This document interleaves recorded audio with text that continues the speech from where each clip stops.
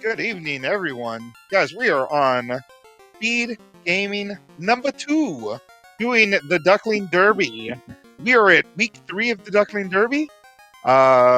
Group 2 is racing right now, and gosh, I'm really excited to be here. I'm Gregory Puff, hanging out with Dead Pulse. Dead Pulse, how you doing today?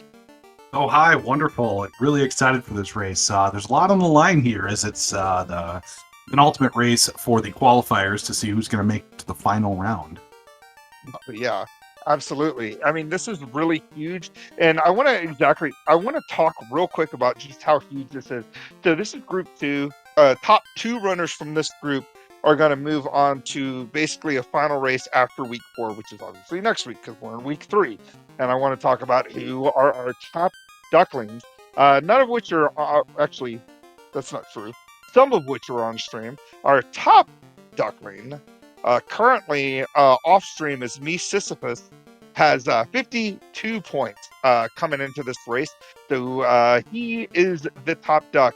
And then after that, at 42 points, Dusk Plume, they in your bottom left-hand corner is the second place duckling, and Hate, the 13th, who is in your bottom right, is in third place with 41 points. So as you can see, while Sisyphus has quite the lead, there are still quite a few people gathered there trying to get that second place run. And we still have 2 races, so anything can change here. Again, these top 2 runners will go on to a 5th race against the top 2 runners from Group 1. And that'll be whoever wins that race will be the Duckling Supreme, as they say. So without further ado, Deadpulse, tell us what we're doing today. What is the thing that is happening with these flags? Oh my goodness, so this is our take on a floaterless classic. So basically, no floater. There's going to be 0 floaters in this seed. So the maps have all been kind of changed around so that you can get to all of the locations just using your boat and canoe. So there's a couple of fun adaptations there. But this is still going to be a very basic, you got to kill all 4 fiends, you got to go to temple, it means. Mm-hmm. Let me pull up the rest of the flags. I missed something big, didn't I? No, you didn't miss anything big. I think that's pretty much it. Floaterless classic, half the encounter rate, pretty standard stuff that we run here. The main thing I want to point out here, and this is why 3 of the 4 runners on stream are running the parties that they're running, is our blur scene. So our fighter actually has a negative 1% hit per level, so he's kind of nerfed a little bit, which is why most people aren't running a fighter. Thief is forced, and then the black mage has white mage spells, so he is basically a sage. He can cast anything, essentially. So looking into our first shop here, we got Fire 3, our good sweeper spell to start off with. Lock 2 if we need to land some hits on our final fiends, but nothing too crazy.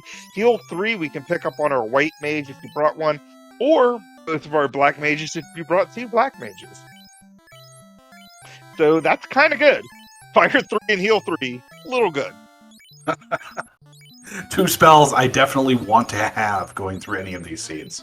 Oh, and then another thing is we get a random AoE, which is, of course, the Thor's Hammer that we saw on the Autumn side, and a useful item, which was that Opal Helm, which Autumn is going to do the right thing and sell off, because that's not useful for her party, or any party here.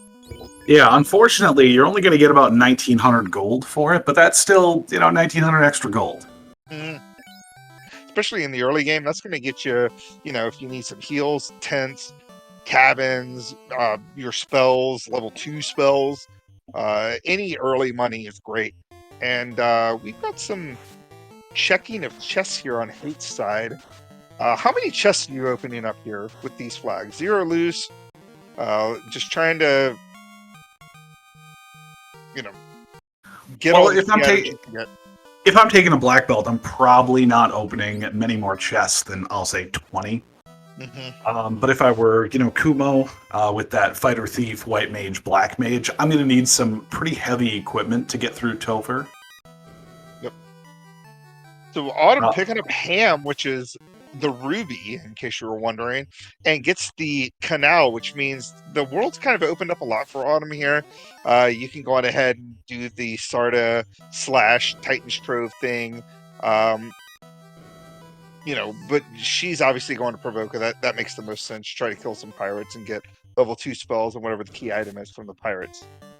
Oh, absolutely. And we have 2 dud locations this seed, correct? That is correct. So while we do have a ton of incentive locations, Ice Cave, Ordeals, Marsh Caves, Titan's Trove, Sea Shrine, Sky Palace, Cardia, and Sensitive Island, which is, I think this is the first time we've seen this particular flag turned on, so we'll point that out once we get there. 21 locations, but we only have 19 items, so 2 of these locations might give you some gold. Might give you a good dud, like a ribbon. Probably won't. Probably will give you, like a copper bonk or something like that. Kumo taking down Garland. Nobody can be that lucky. But so we get the slab. Now, if you're wondering, how do they get to Lefane? So you can use the canoe once you get it. And that little lake, they just the devs kind of extended it down so you can reach that from the ocean and dock at the river system, and you can get to both Gaia and Lefane from there. And huge spells here for black mages / white mages. You got warp, so we got a sweeper, the fire 3. Then we got warp, which is like utilitarian spell, and we have life 2 at white mage. I mean, this is ridiculous, over the top. I can't even handle it. Kumo checking Matoya's cave. She's got a sun +5, a house, and 3 gold. Oh, not really that great. Well, that sun +5, I'll tell you what. That's going to be good for Kumo.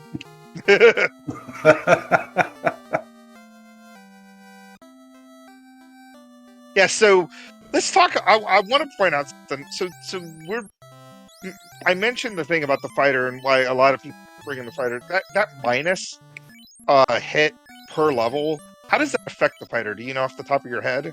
Yes, I do. So the fighter starts with 10 hit and gains 3 hit per level. So with that -1, only gains 2 hit per level. So that means any of the breakpoints that they have are basically multiplied by 2/3. Because every 32%, they would gain 1 hit because that would be 11 levels. However, in 11 levels, they're only gaining 22% hit. So they need to get 6 more levels beyond that. So all of the hit breakpoints are essentially extended by +6 and then +12, etc. That's not great unless you can find something like the Mass Immune. But even then, I think at level 24, you're still only looking at 4 hits for it. Yeah, it's not great. It's one of the big nerfs. It's one of the biggest nerfs when you're running a Blackball party. I hate pulling out the key out of Titan's Trove. And Lord Fizzlebeef, our tracker tonight, letting us know that level 5 white magic was not so great, but we did get Ice 3 and Temper. And I'm assuming the Temper was learnable. It wasn't in that warp slot, or else he would have let us know otherwise. And looking over on Duskplume's side, they have Quad X and Fast out of level 3 black magic. That's pretty good. Nice. So again, you don't need like a ton of sweepers early on, but I'd like seeing like all these like really good spells landing early. Like when you get like a Quad X, you get a Fast, you get a Temper at level 5. Even though it's not super early, it's still early enough that you'll have a few casts of it. You got your life 2, you got a warp. Gosh, warp is just so good in this game. And then some sort of sweeper, that fire 3. It's not going to be great in certain situations, but it does pretty well, especially in the early game. Oh goodness, and I don't know if you just mentioned it, but Cure 4 in level 4 white magic, I think we're set. Yeah, Fizzle pointing Show out us where Nuke or Fate is. Fizzle pointing out the bottom went to Sarda, saved forehand, kind of near, I guess, Titan's area. Did not need the tail because of the party that she's running. Reset out of it, saved herself a few seconds there. That's a big vet play right there. Any seconds you can save running Final Fantasy Randomizer it's just that extra, save seconds here, seconds there, so forth and so on. All of a sudden, you're beating your opponents by like 2 or 3 or 4 minutes because you're, saving 20 seconds here, 30 seconds there. So big reset out of there. That's a really good vet play out of this duckling. Seconds do add up to minutes. That is my. Shocking. I know. No, you're absolutely right. I just didn't have anything to add to it, so I panicked and I said the first thing that came to my mind. Seconds do add up, and then minutes add up to hours at some point. It's something I've been teaching. That's witchcraft. All right, so Dusk Plume heading over to Marsh Cave. I'm going to check that out real quick. We've got Hate the 13th murdering townsfolk with a flag that we're so used to seeing now, but it still cracks me up every now and then when I look down and realize, oh no, the townsfolk just disappeared after talking to them. That's not good. Autumn checking the Titan's Trove, the Bahamut's room, which of course is going to get us our key item, that Cardia incentive, which is the herb, and then the chime coming out of the Crescent Lake Men. Oh, nice. The sages. So it looks like the left half of our screen going down to Marsh. I do like this play with having warp at level 2 and having a couple casts of it being able to get out of there quickly. Worst case, you lose a couple of a minute or two just coming down here, but I'd rather clear here than ordeals or ice or Yeah, and if it ends up being something you really need, like the loot, I mean that's huge. Especially without the floater, I'm all about that clearing quadrants. So when I talk about clearing quadrants, so you got like the Earth Cave stuff, that's like, Southern Continent quadrant, east or whatever, or west or whatever, right? You clear all that stuff over there, and then you got your Marsh Cave and like your Inner Sea stuff, clear all that stuff, and then you've got your Sky Palace area, which is like that quadrant, that northwest area or northeast area, and then finally the Onrak area. So I like kind of getting them all done at the same time, because you're not going to have that airship that's going to get you to those places quickly. So you may as well clear them out if you're in the area. Yeah. I have to point out something that's going on Hate the 13th side. We took a couple of fights over in the Crescent Lake area, which I'm a fan of. We did that to kill off the thief because we already have the key. Thief lockpicking is not on, it is tri-stated, so there was a chance that the thief would have been able to open any locks, but the point is mute now that we have the key. And Hate says, you know what, I don't want this thief anymore. Well, especially with the extra luck on the black belt. The black belt got a bonus of +7 luck, and then you also have 2 black belt or black mages, which are the second best running class behind the thief.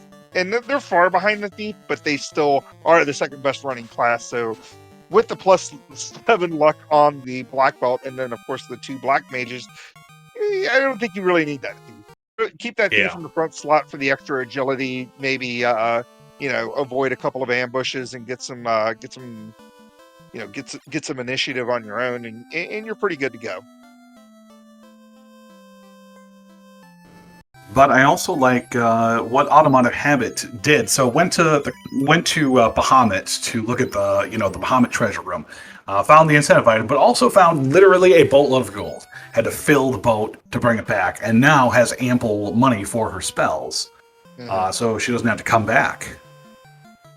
Hey, there's a Vorpal -3. That would be good for somebody. Somebody can wield this Vorpal in our party. Did you say a Vorpal +3 or -3? -3. It was a -3, but you can still put it on that dead thief if you want to, have that thief do something.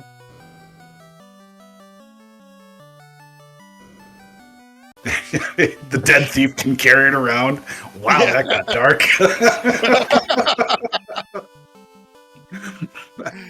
Yes, as Danny correctly pointed out, we did put the desert dock on for this. Even just as hey, look, you could stop here and turn in the floater, but you don't got one. Just a little reminder. It's cute. You still need. We couldn't give it to you that easily. So, but yeah, I mean, if you need to start a grind, at least you got that Vorpal -3 on your thief to, kill some things before you kill the thief buff and do other stuff. But anyways, so out of Marsh Cave, we got an adamant. We got the herb out of Cardia. Autumn turned in that herb, did she not? Well, we got the cube out of it. Cube out of it. Okay, there we go. So cube, chime, that's 2 things we need right there. We're looking for the rod, we're looking for the axial, and we're looking for the loot. And yeah, that's pretty much it, huh? In the Well, canoe, that of course. Vorpal sold for about 15k, so that was now the thief can't hold on to anything. Poor thief. He's just disrespected. I don't like that there's this pack of gerwolves and wolves that are unrunnable. Makes me very uncomfortable. Yeah. Anything unrunnable makes me uncomfortable. My whole thing is like in the original game, like why are battles even unrunnable? Like why were zombies unrunnable? Why was a pack of zombie dragons and Topher unrunnable? Like just the world may never know. Yeah, it doesn't. I get the wizards being unrunnable because they were unrunnable spike tile in front of the crown, and they were like your first kind of real deal boss. And then once you see them later on, you can, whatever. I get the elementals being unrunnable because that kind of makes sense to me. But the other battles don't really make much sense. But we got Autumn taking on some wizards here. Gonna get her adamant. Just killing some more stuff. Oh, maybe we won't. Yeah. Ooh. But Dustplume getting the key is going to get the tail. Hopefully do the same thing that Autumn did here earlier and just going ahead and reset out of it. Because they definitely don't need that tail. True. And if you weren't paying attention, the adamant did turn into the oxyale. So we are just a loot and a rod away from Gomo. Well, also, probably we'll need the canoe. We don't know if we need the canoe yet. Yeah, we will. We don't know. I mean, if we were in a weird we're still in a weird situation where we have the chime, we have the cube, which leads to an incentive item. We have the axial, which also leads to an incentive item. We could potentially happen upon a loot and a rod in those 2 places and not need the canoe. More than likely, that's not going to be a thing, but it could be a thing.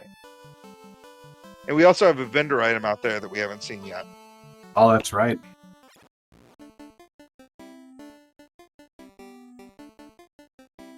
Yeah, I forget. It's so we have Sky and Sea incentivized in this, right? Yes, we do have Sky and Sea incentivized. More than likely, we're going to need the canoe because we do still have places like Ordeals. We have the waterfall that we can get to. We have to have it. Gregory Puff, the volcano. You can't get there without the canoe. That is true. You kind of need that canoe to get the volcano. We don't even know what we're doing here. You know what? Just throw the Vorpal at it from Crescent Lake. It'll take that volcano out.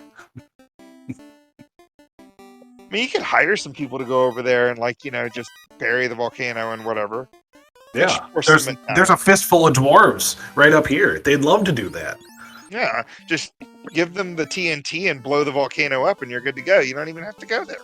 Yeah, I don't need to get out of this inner seat. All right, so what's going on here? What's even happening anymore? Kumo actually going to take the tail. Oh, no, resets out of the tail. That's expect to do that. I don't think we're meant to do that. Yeah.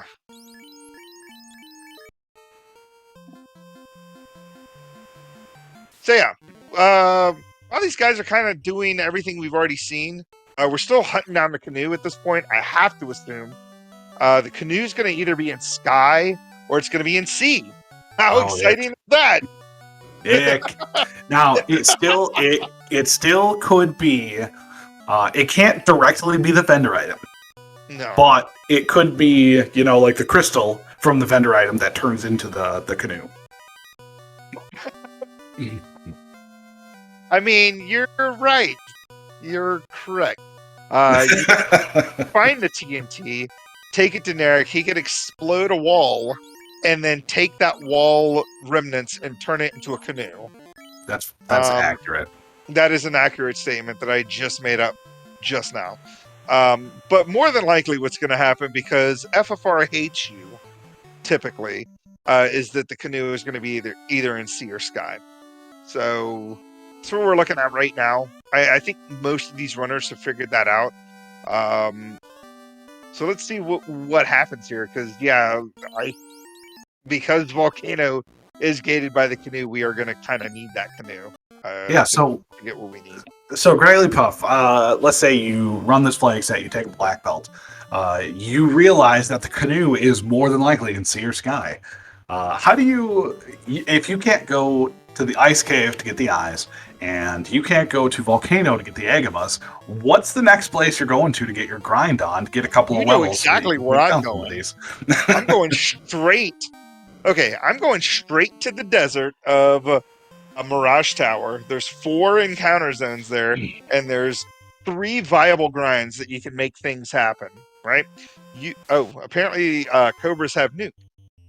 Fizzle Beef is helping us out with that information. But yeah, so what I'm getting at is there's 4 encounter zones in that desert right around Mirage Tower in each quadrant, right?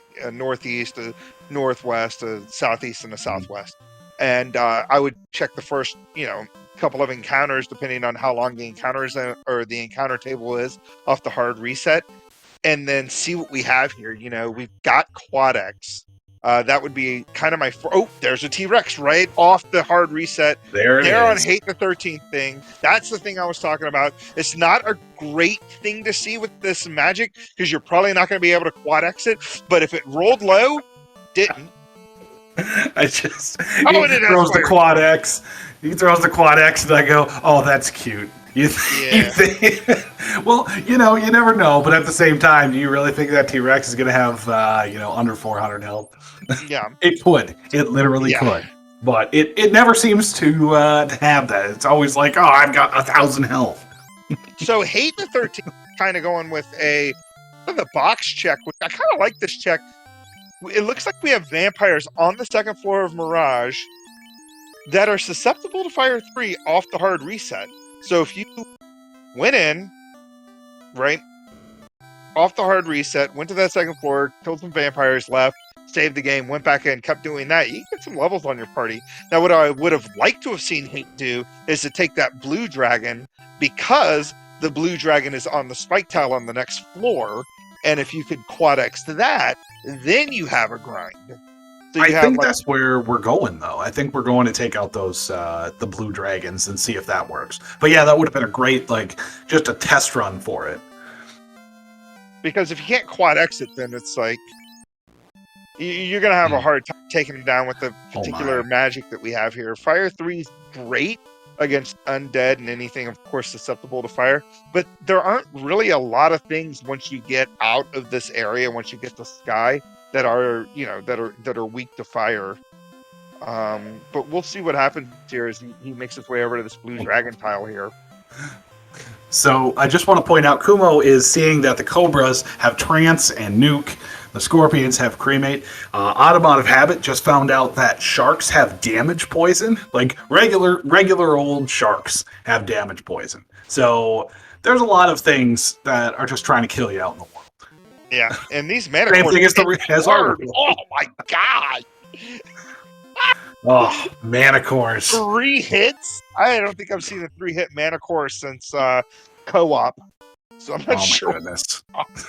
Those mana cores, they give a lot of experience, but I've just had a lot of difficulties with them over the past couple of months. Yeah, so they always seem to have trance or something. One of these things I'm pointing out again is we're on this battle, we're seeing these oh my gosh, they hit so hard though.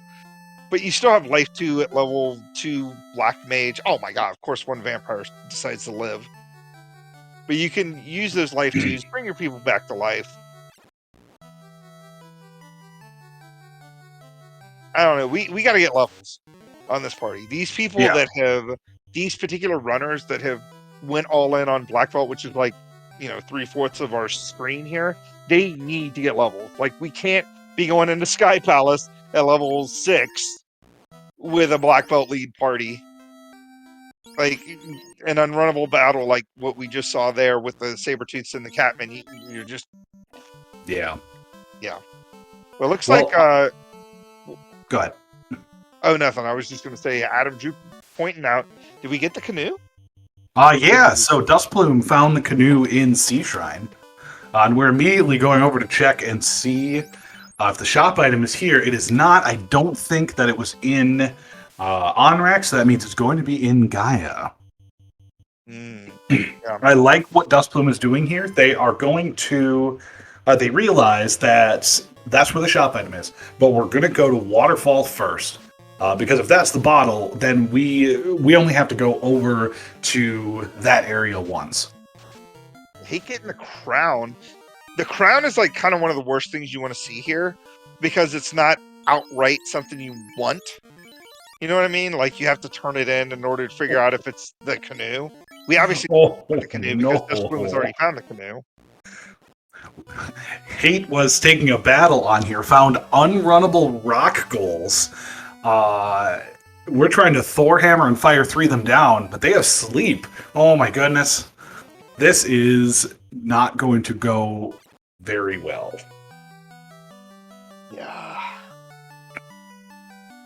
Yeah. And Fizzle pointing out Zap level 4 would have been kind of good at this point. Could have at least maybe taken them down that way. They have Rub after sleep, which is, it's not scary, but then they start attacking, and yeah, this is about to be ick. So I can appreciate going in and seeing if the canoe was in there. I appreciate seeing that. But now it's time to settle down, figure out how to kill that T-Rex, or try to find some sandworms or some steak and wings, just something to get up to level 21. Yeah, the sandworms here, this is great. You can quadex these guys down. You more than likely should be able to. And the Fire 3 is not going to do anything to them. But the the quadex, quadexing both of them, that would have been great to find, maybe 5 minutes ago when we were in the area, instead of running in there and trying to bum rush our way up to the to the incentive at level 6. But regular pup. Those sandworms have more than 300 health. These sandworm, man, this whole seed is just being rude. It's just being rude. But at least he gets through the battle and can bring everybody back to life and save the game. Everybody else down in Sea Shrine getting everything they need. TNT out of the robot. So another fetch quest. I think at this point I still go over and buy the shop item and see what the Lefanish are holding. Yeah. Man, these sandworms. Then not only do they have over 300 HP, but they are ambush happy, because that's a dead thief in the front slot there, and that's the second time he was ambushed by that particular run. So, yeah, that's bad. Yeah. Maybe check some of the other quadrants and see what's going on. Maybe you can get some quadexable T-Rexes. Or not T-Rexes, sorry, Tyros. I'm going to call that the shop item in Gaia is going to be the bottle. I'm just calling it right now.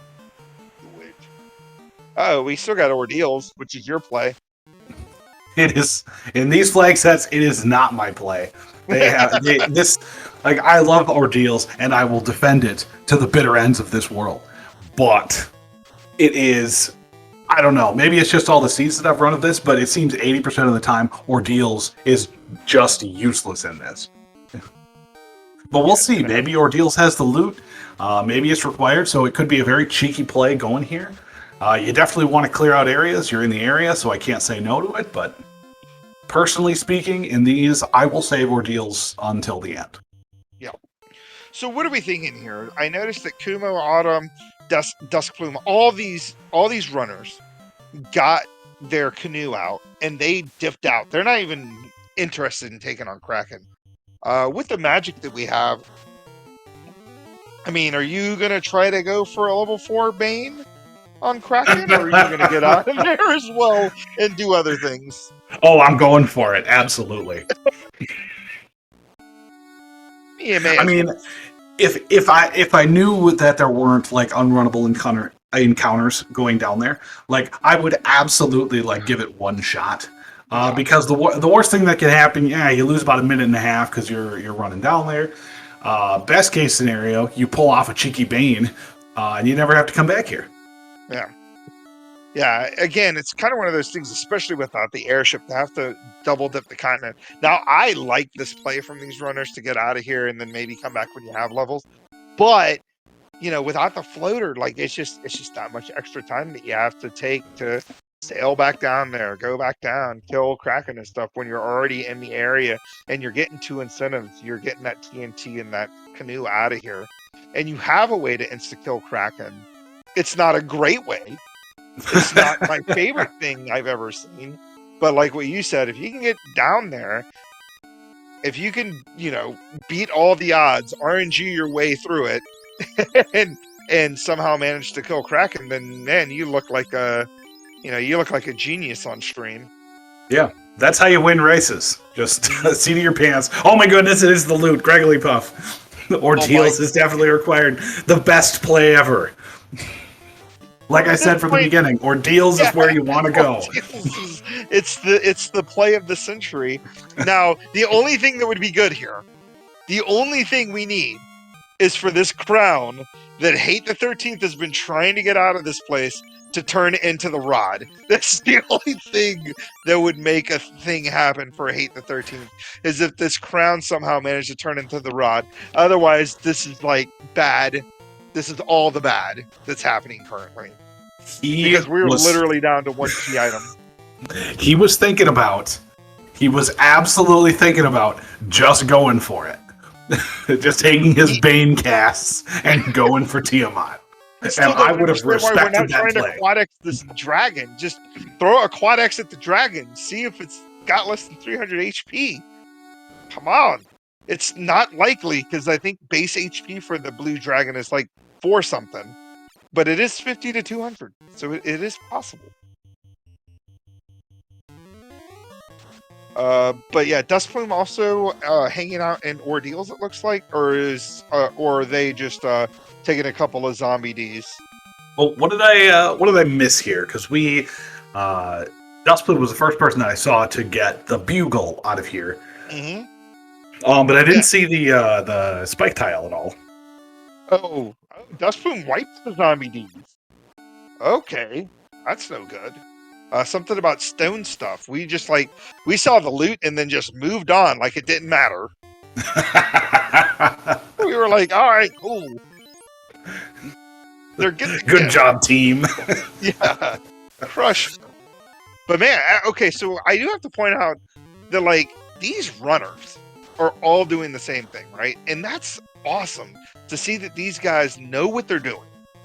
They seem to have a good grasp of the game, even though all of these runners have been in the community a pretty short amount. I mean, okay, I say pretty short amount of time, less than a year. Kumo was in the last Duck Derby, but broke his hand before the Duck Derby started and couldn't actually participate in the Duck Derby. Dustplume, I think, came in the bottom half of it. It was 16th place or something like that. And the same thing with Hate the 13th.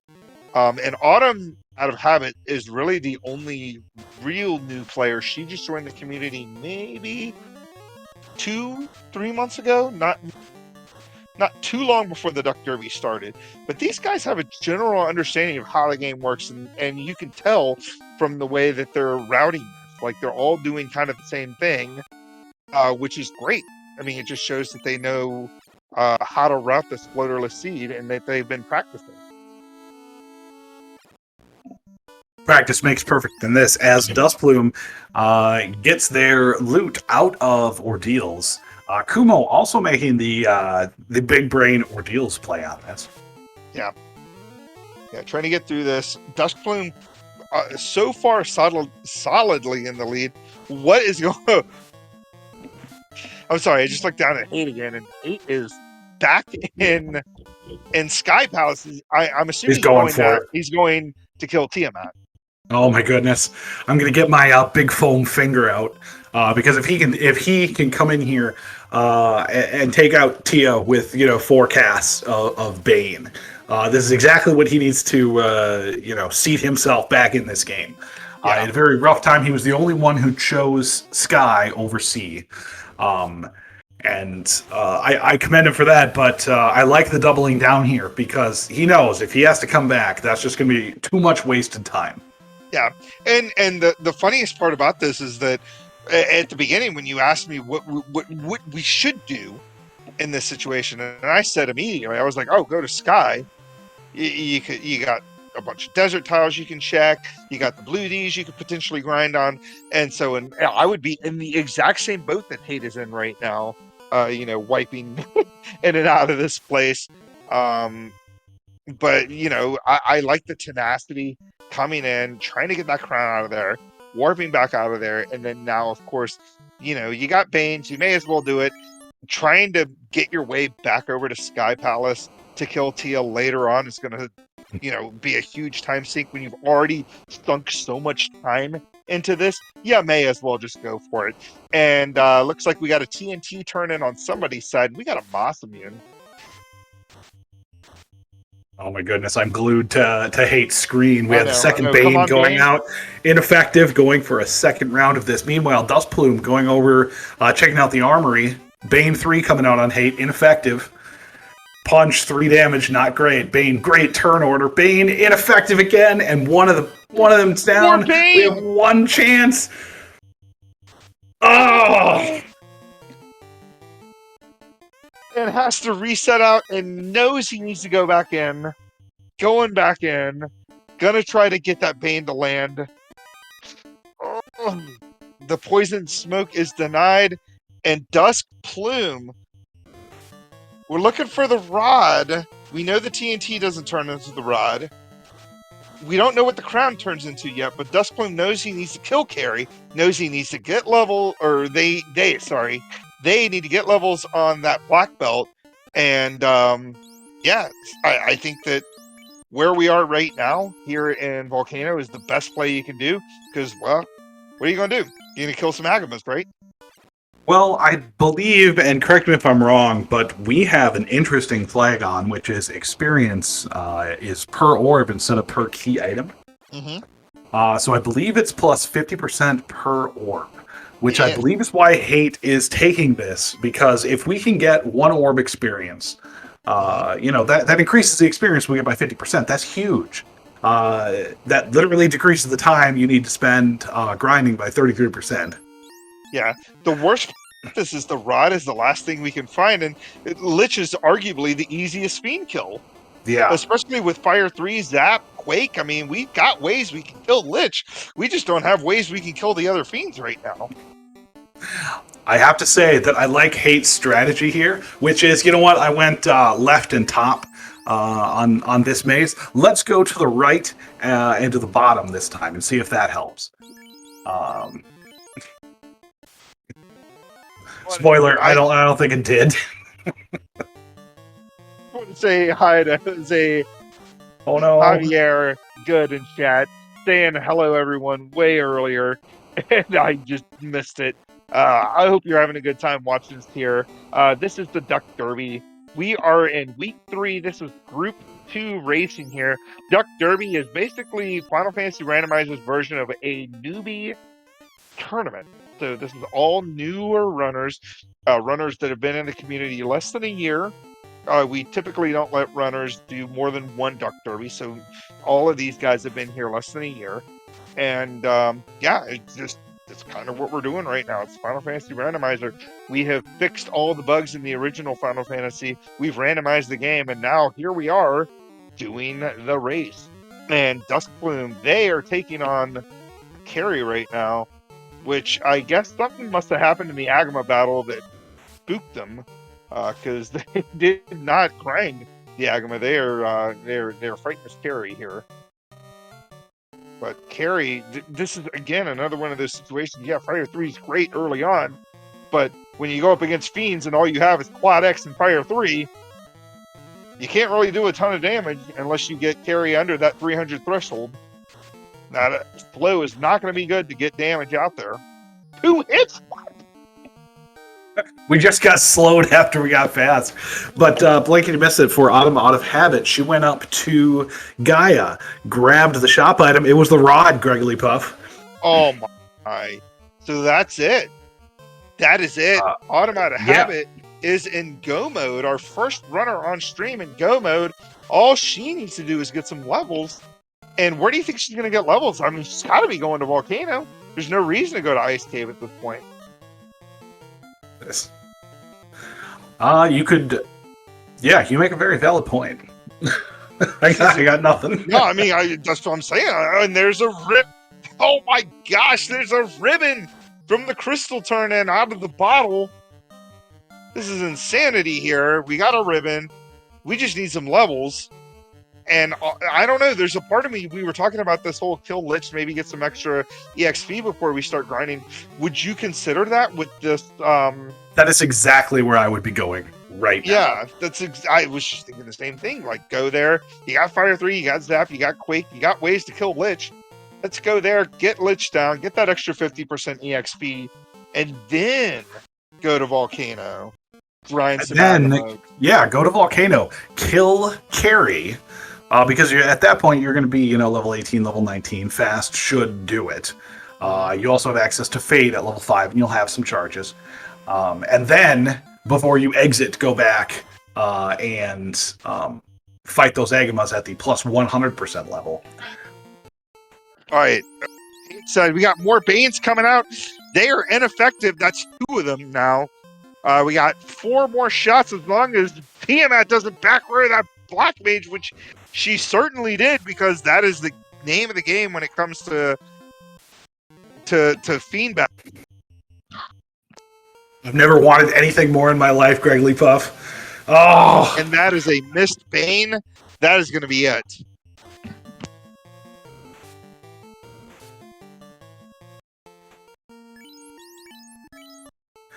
So, out of habit, seemingly taking the advice here and heading over. We're going to try to get our Lich kill. I hate the 13th. It was a cheeky play, but I think we're headed over to greener pastures. Probably going to head over to the Sea Shrine. Grab the canoe out of there.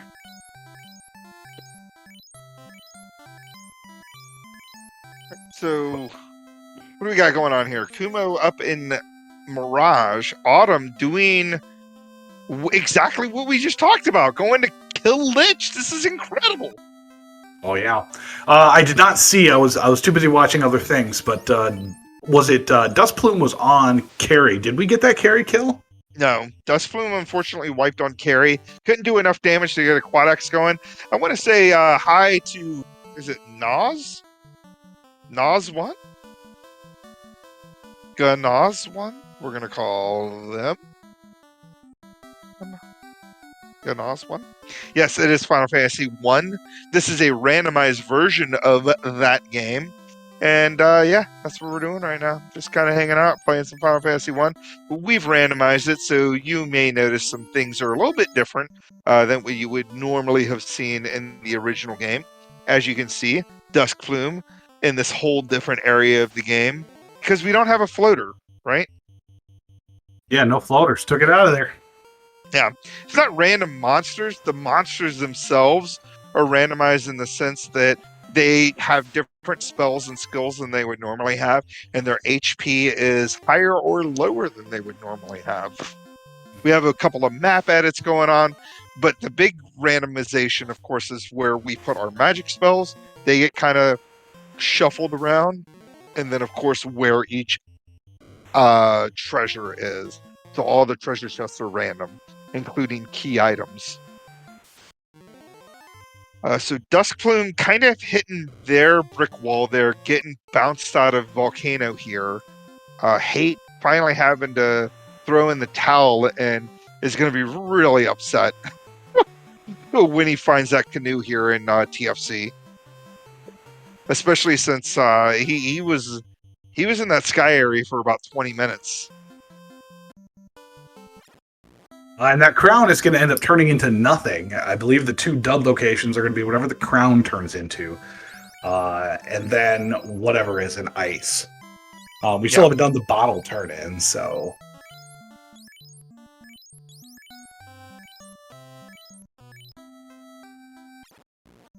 So gets the canoe. Hate feeling the pressure.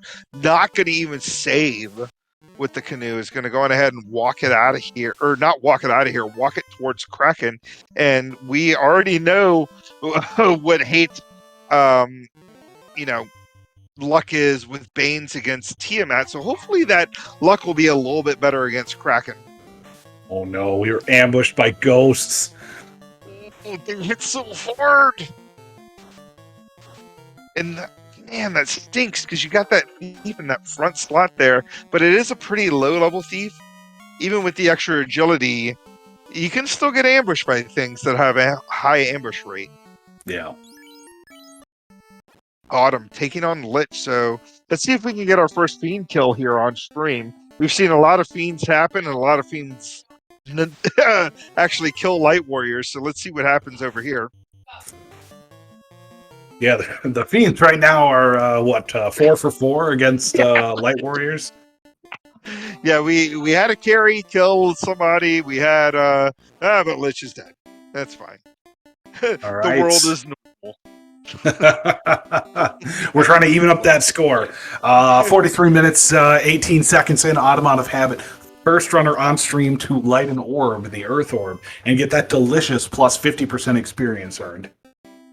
Yeah, so questions in chat I'm going to go on ahead and answer. Monsters are randomized in the sense that their HP limits are randomized. So let's say, for instance, an ogre has 101, right? 101 HP. The way that we have the HP scaling setup is they could be anywhere between 50 and 200%. So that ogre can have anywhere between 50 HP and 202 HP. And then normally ogres don't have like any sort of a spells or skills or anything. They normally just attack, but they could randomly get a skill or a spell. Heck, they could just attack like they normally do. They could do pointless stuff like Stinger or I can't think of anything else, a slow or some other dumb spell like that. Or they could just do nuke, Flash. something that's no fun out of ogres. So that's kind of the way that we randomize our monsters. Now, normal monsters in this game, all of them, all their skills and spells get put into a pool and then distributed amongst the monsters. But the Fiend refights, that's Lich 1, or sorry, Lich 2, good lord, Lich 2, Carry 2, Kraken 2, Tiamat 2, Chaos, and Warmech, all their skills and spells get put into one pool and distributed amongst those 6 enemies. So you kind of have an idea of what your Fiend refights are gonna do based on that, if you know the vanilla spells and scripts. Anyway.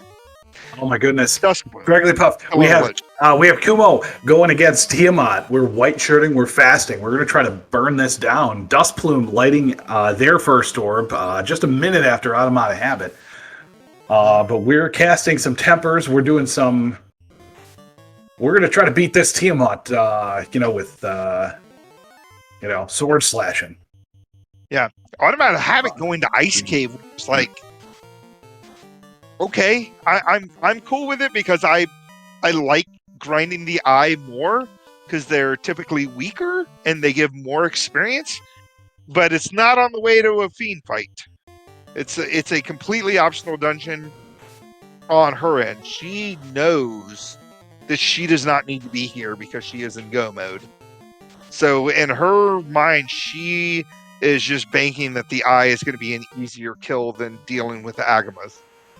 And yeah, Kumo is doing some good work against this Tiamat battle. Hate finally making it down to Kraken. We're hoping some Banes and Thor's Hammers can do some whatever needs to happen here. And let's go. Kraken coming out with Thunder. That is almost a wipe. Let's see if this Bane lands. Bane lands! Can't believe it. Heal up for the love of God. Raise your party. Oh my goodness. Plans. I can't. I know.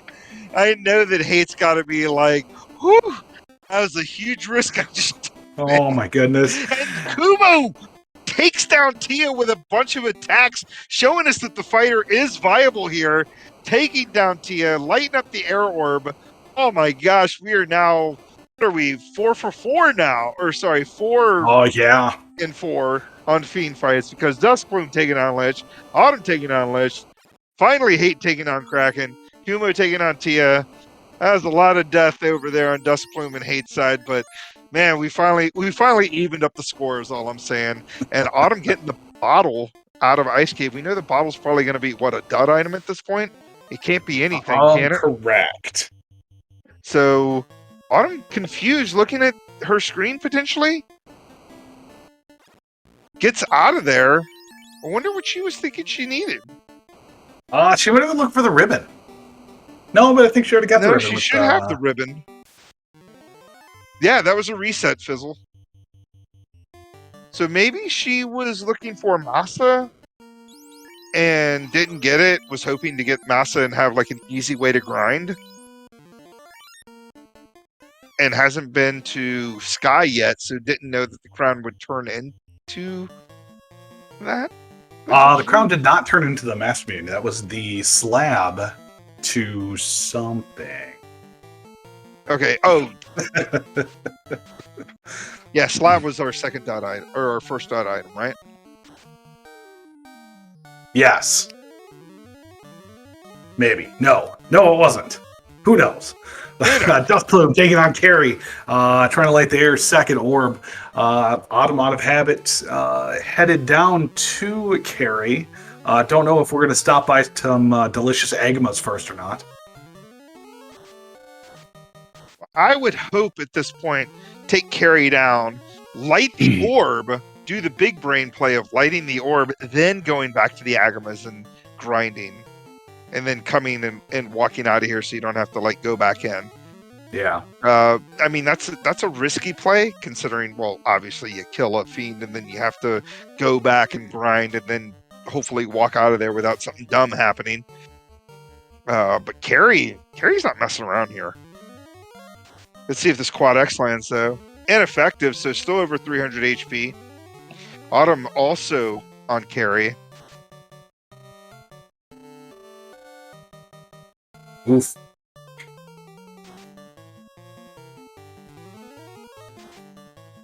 And Another Quad X, and that lands. Nice. Lighting up their second orb. After all that, an orb ahead is going to take on the dreaded after Fiend battle. Oh my gosh, no! Turn off that fire. Oh my god, got away. That was scary. I don't like that. I don't like those after Fiend random encounters. Warp's So back. I love this play. I just said how much I love this play.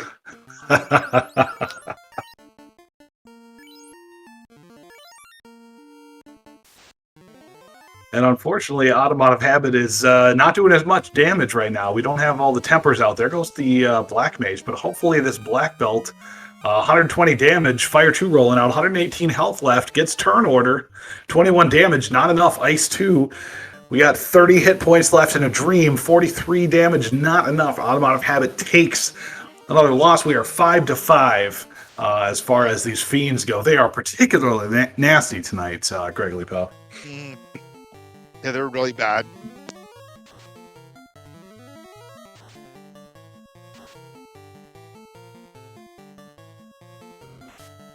Now, I'm going to have to look for the calculations, but I know that...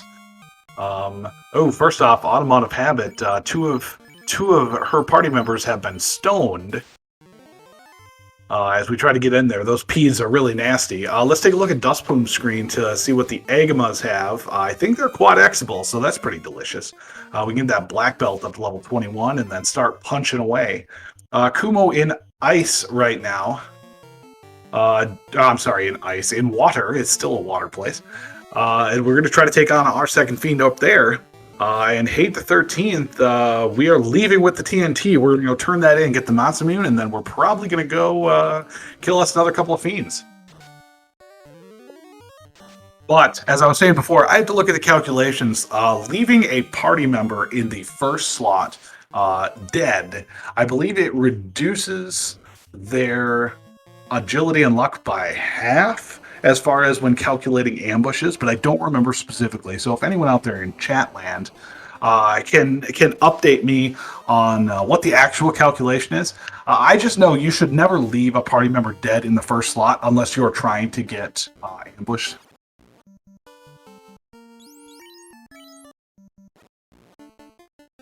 But it looks like Kumo taking on Kraken. We're going to do this the old-fashioned way, as we're calling it.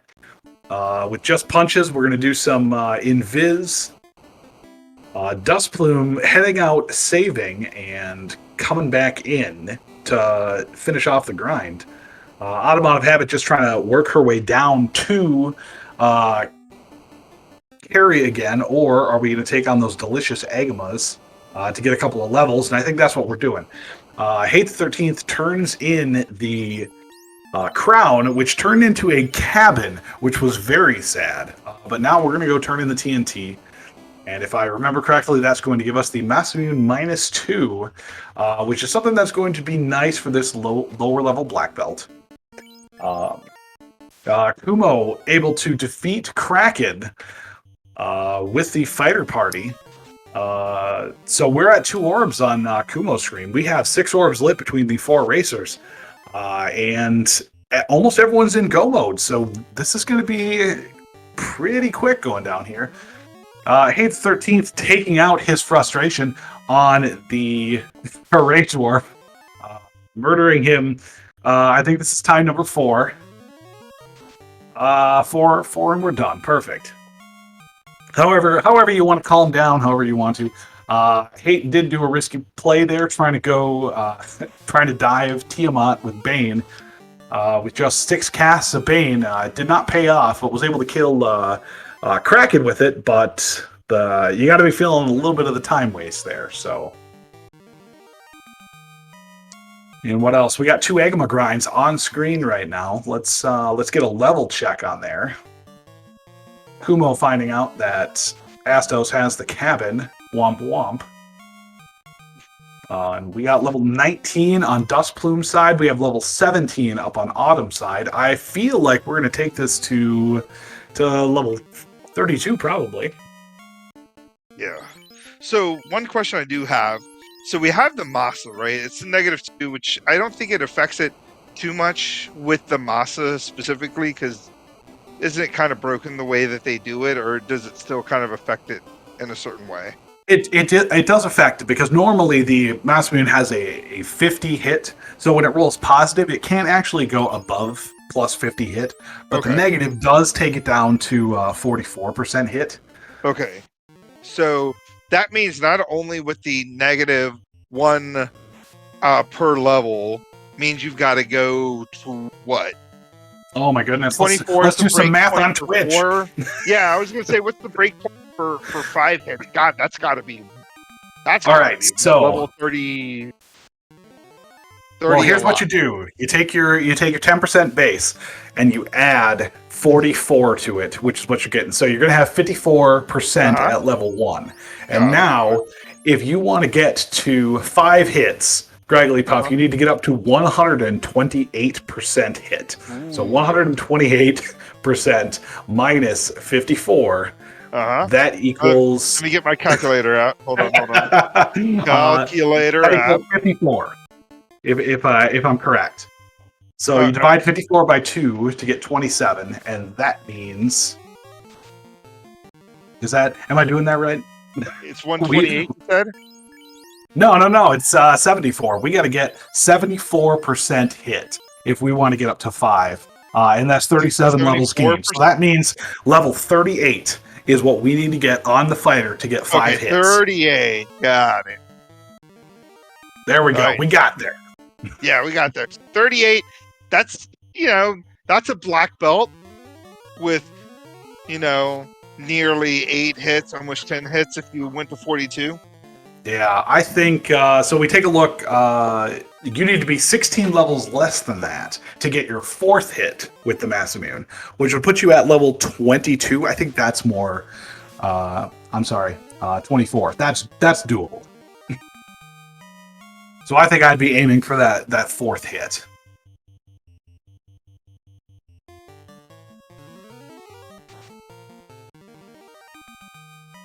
But let's. So I think it looks like Autumn Out of Habit done with the Agama grind for now.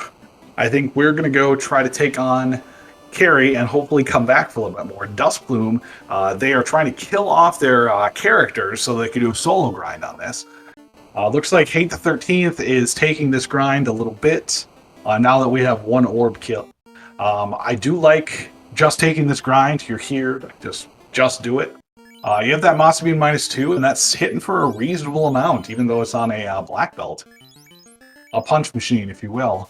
But Kumo finally going up to grab the shop item, which is the rod, which is his go mode. And then all we need to do is go kill a couple of fiends and we're done. Autumn Out of Habit fasting up that black belt. 7 hits, 110. Not the greatest, but we're going to temper. Oh, and Carrie decides 3rd slot. This slot I don't hit that often. Let's punch for 172 damage. Cure 4 coming out slow does affect the black belt, but that's only going to bring the black belt back to normal. So we can cast another fast on it. And then we'll be doing righteous damage at that point, because 3 hits for 65 damage, not going to be enough to take on this Carrie. And you take a look at Duskbloom's screen, we are down to 1 character doing this grind, 5,000 experience per. So if our goal is to get up to level 32, that's going to happen in probably the next 6 minutes.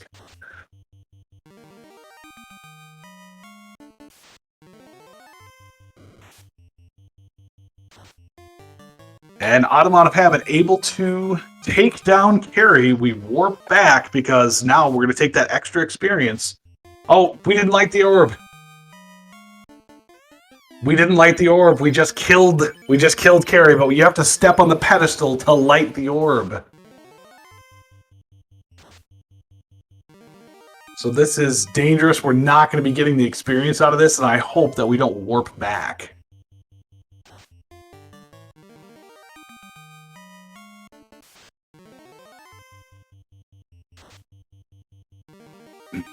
Agamas all on the screen.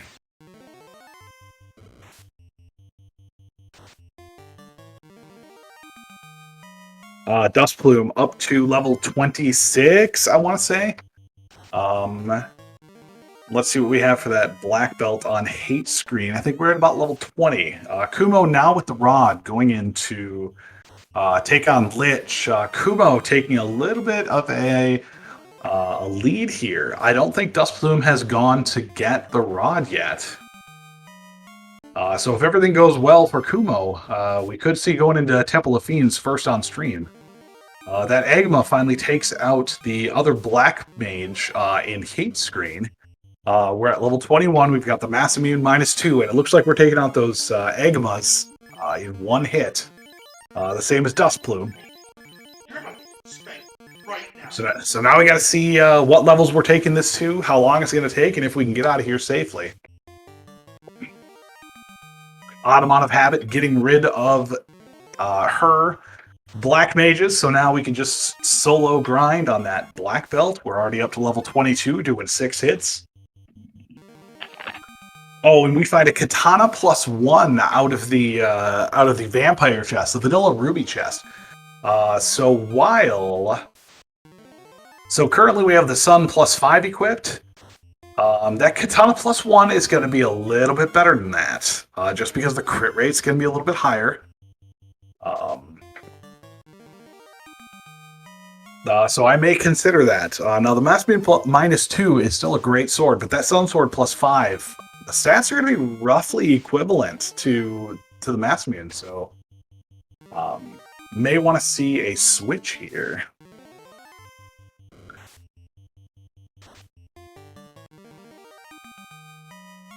So answering your question in chat, this looks fun. Is it hard to learn?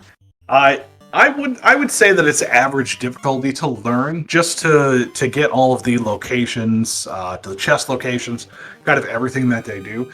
But if you go to the Final Fantasy Randomizer website, which I believe someone is going to link in the chat, you can see some of the presets that we have are really friendly to beginners, kind of gets you introduced into the game. Plus, right now, this is the Duckling Derby, Winter Duckling Derby. So these are all going to be new players that have only been in the community for just a couple of months, showing their skills off and trying to take the title of Duckling Supreme. We're going to have another one of these come July.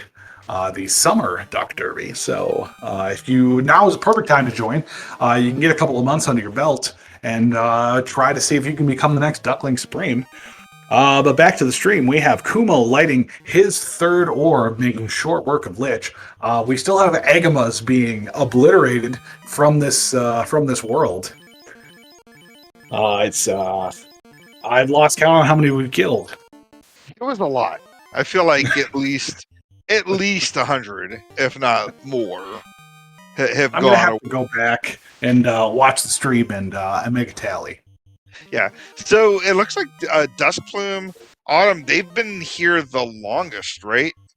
I just saw Autumn look like she was at like what 38, and Duskplume definitely well over 30, like the mid 30s. What do we got here? 39 on Duskplume's side, and let's see here. This Agama might give us an idea of where Autumn is.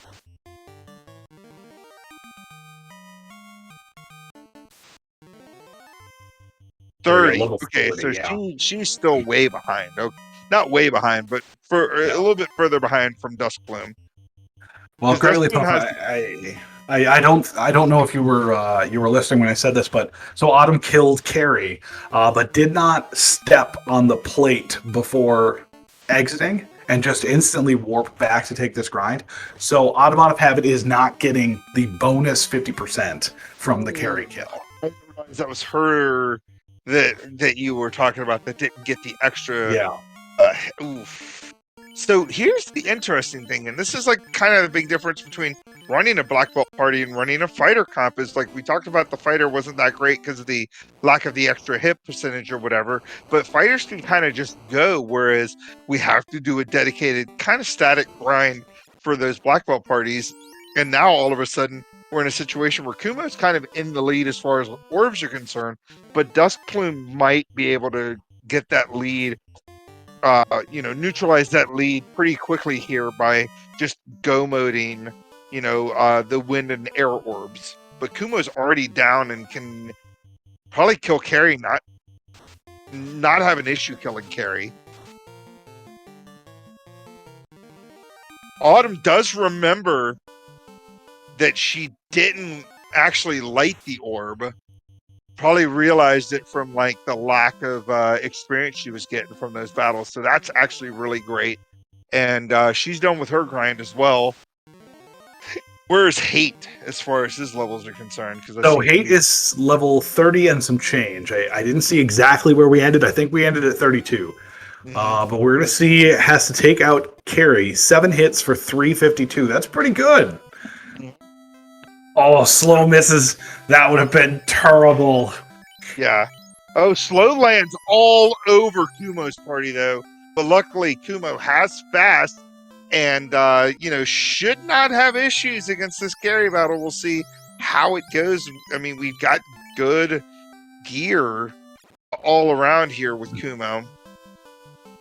Here comes the heal coming out. Just, extra, a little bit extra HP, fast landing, big hit, 200 and something damage, nothing really out of that. Ninja with what appears to be a defense. I thought you said Kumo picked up a katana. Yep, katana +1, but I don't think we're going to be not using it because all 3 swords are kind of the same. You have a Sun Sword +5, a Masamian -2, and a katana +1. Honestly, I would probably use the katana +1 on the thief just for that crit rating. And then I would switch over to the Sun +5 on the fighter, also for the crit rating. Yeah. But because the damage is going to be relatively similar to the Mossman. Yeah, but that's a dead carry right there, and we've got our third orb lit up here on Kumo's side, or Fourth not third, orb. fourth orb lit up on Kumo's side, and here we go. This is the race. Do we have? We're going back for some levels. I like this. Interesting. Mm, So that Hate the makes sense. 13th He's level. also going back for a couple of levels. We were level 32, not comfortable with that. So after lighting the orb, we're at level 37. We're probably going to take this to 42 just so that we can, punch a hole in time and space. That gives a little bit more time to Autumn and Duskflume. Kumo kind of needs to like go, even though I mean it's low level, like level 18. That's not Topher. I mean, you can make Topher work if you have Defense Sword and Power Bonk and a little bit better things, but yeah, you kind of need these levels. But at the same time, bringing the fighter comp along, you don't want to be grinding like this because that's what your black belt players are doing, right?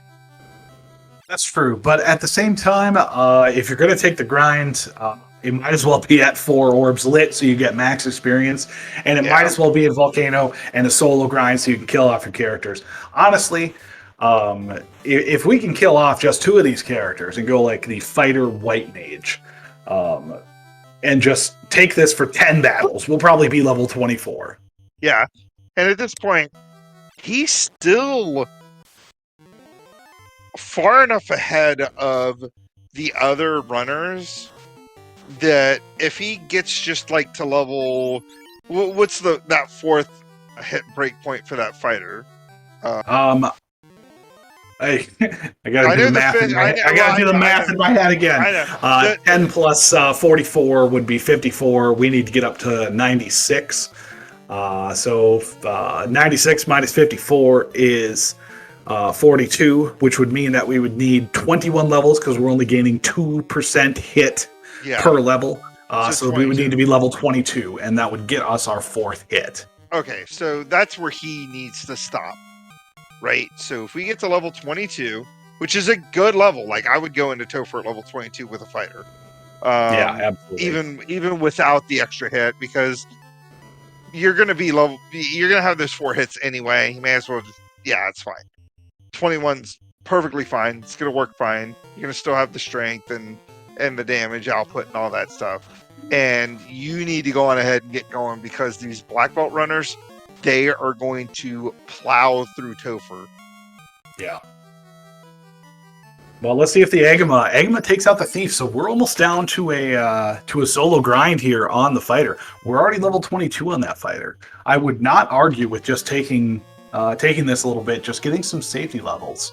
Yeah, get that white mage out of slot 3 because I found out not too long ago that slot 3 actually has a slightly less percent of getting attacked versus slot 4. It's not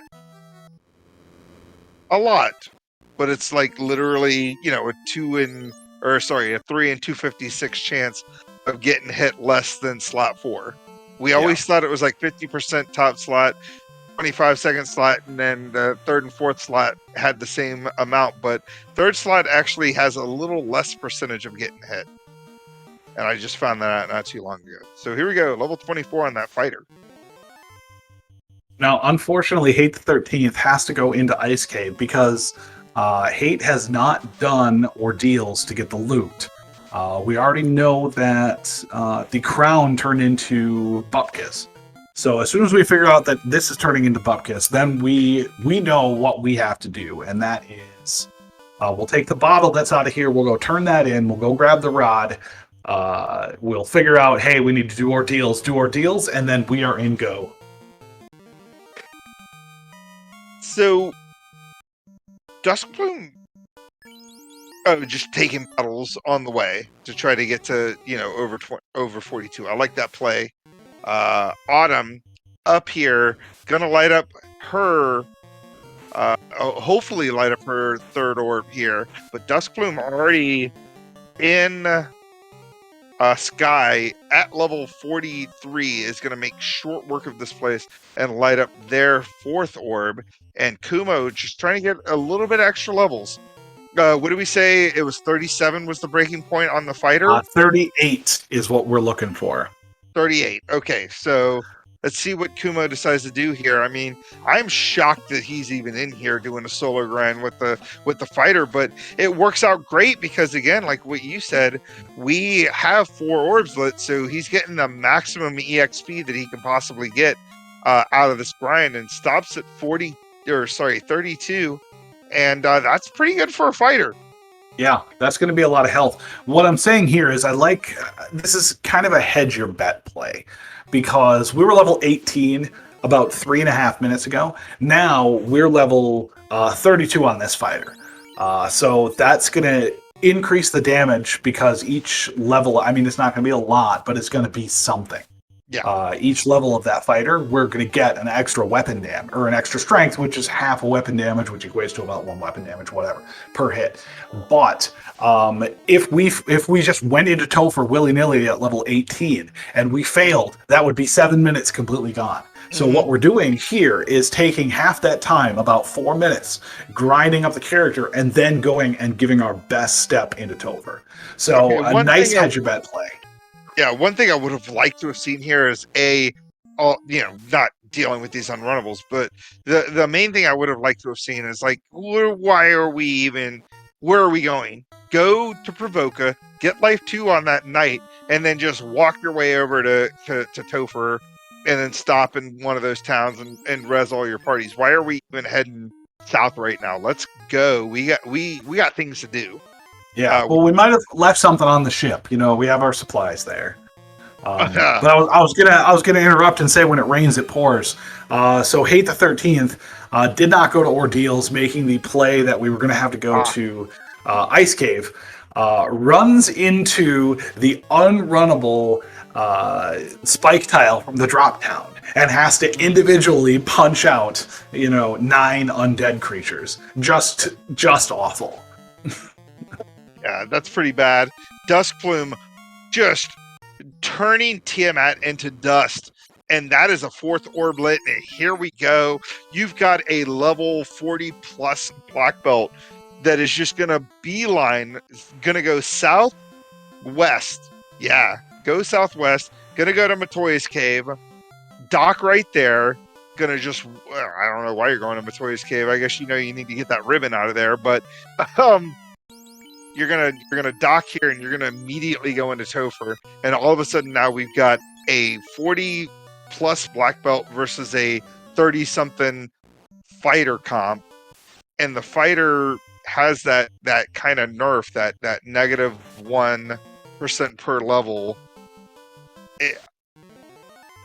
We'll see how it goes. Anything can happen, Greg. Anything can happen in the world of FFR. If you told me right off the bat, hey, what would you rather have going into Topher at 1 hour and 15 minutes? Would you rather have a level 43 black belt or a level 32 fighter? And spoiler alert, that 32 fighter has -1 hit percent.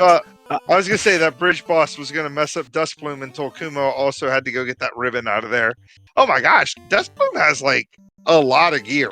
Like, yeah, holy moly. The power gauntlet was the first chest on the long floor, 2 floors before Kraken, where you're inside that big room. Does that make sense? Yeah, no, I hear you. But man, blink and you miss, and all of a sudden, Duskplume in Topher at 1 hour and 15 minutes. Autumn, out of habit, gonna try to light up her 4th orb. Hate the 13th is trying to light up the air orb. Is a couple orbs behind the other runners here on stream. This is a good race.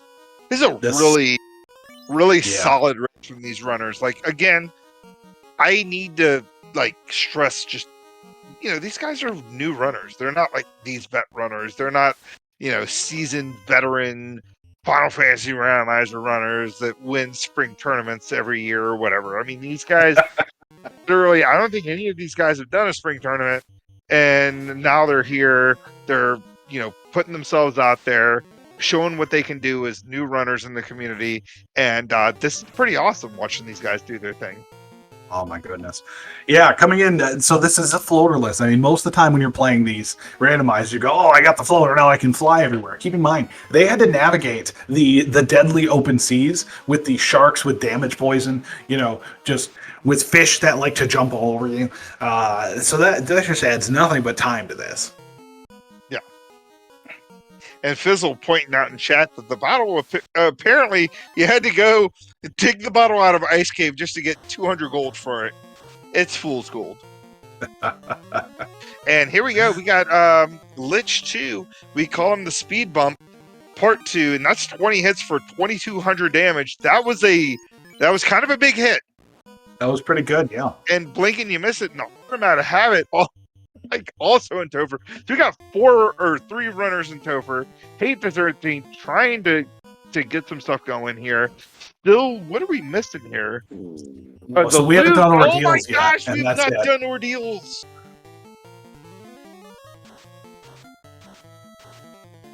We know the crystal leads to the ribbon. Oh no. But that's fine. I mean, at the same time, since we're here, we're leveled up, we can then go to Sky, finally deal with Tiamat. So the routing is going to be pretty good. Hate the 13th, not that far behind, even though it looks like it. But the fact, look at this. Oh my goodness, we got Kumo and Dust Plume essentially locked step by step. They're on different encounter tables, it looks like, but they're both headed towards Carry 2. They're on the floor, Gregory Puff. Yeah. Kumo gets out of the battle first, hits another battle. Automat of Habit only 2 floors behind. Yeah, this is insane. And Kuma's going to pull Carry 2 first, potentially, depending on how this menuing goes. Let's do it. We got a Carry 2 battle happening. We got a double Carry 2 battle happening. 2 hits, 2 damage, 4 hits, 384. We've got a lot of melee happening out of here. Zap coming out, taking out a bunch of people, but 10 hits, 10 something. That is a dead carry, but we got 2 dead carries. Luckily, that Black Mage has life too, and well, we're fine. Oh my goodness. Welcome, SpeedGaming 3. Thank you for the raid of 57. You have just entered the most exciting part of this, the 3rd week of Group 2 Duck Derby. We have Kumo and Dust Plume on the left side of your screen. They're both on the Kraken floor, 3 floors away from the final boss. We have Automat of Habit in the top right hand of the screen. She is 1 floor behind them. This is heating up to an intense race. Yeah. Yeah, so Automat of Habit running the exact same party comp that Dusk Plume was running. Big black belts, punching everything in their sight. Dusk Plume just turns Kraken into dust. Autumn probably going to do the same once she gets to Carry 2. And we got all kinds of fiends happening. Holy moly. We got a fast coming out. Tiamat turns to dust as well. 1,900 damage. That is a dead Tia 2.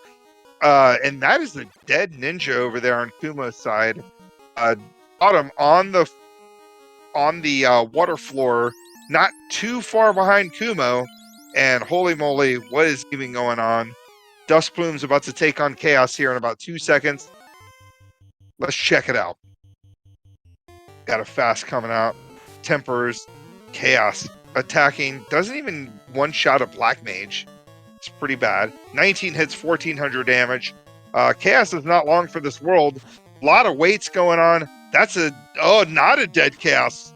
Wow, Chaos rolled pretty high, and Nuke's coming out, taking everybody out, but the Black Belt's going to punch 1 more time, and that is a dead Chaos with an official. Race time, GG time of... I got it loaded up. 1 hour, 20 minutes, and 22 seconds. Let's see some GGs for Dust Plume. That is good enough for third place overall. First place on the stream.